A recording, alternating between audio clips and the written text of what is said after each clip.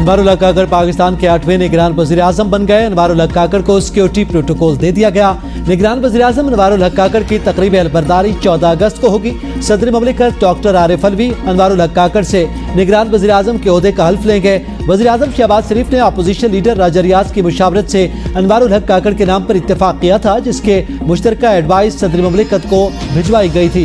अनवारुल हक काकड़ की तकर्री की मंजूरी सदर ममलिकत डॉक्टर आरिफ अलवी ने थी।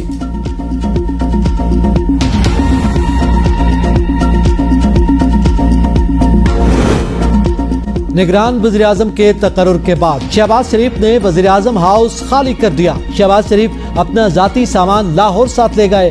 शहबाज शरीफ के जाने से पहले वज़ीर आज़म हाउस के अमले से अलविदाई मुलाकात। ज़राए के मुताबिक शहबाज शरीफ को कल वज़ीर आज़म हाउस में गार्ड ऑफ ऑनर दिया जाएगा।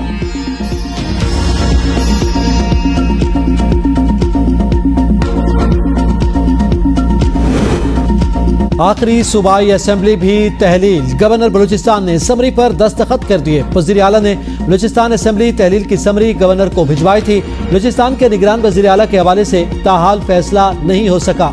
मुशावरत का हतमी राउंड आज मुतवक्के। BNP मैंगल के हमल कलमती और जमीयत उलमा इस्लाम के उस्मान बादीनी निगरान वज़ीर आला के मजबूत उम्मीदवार।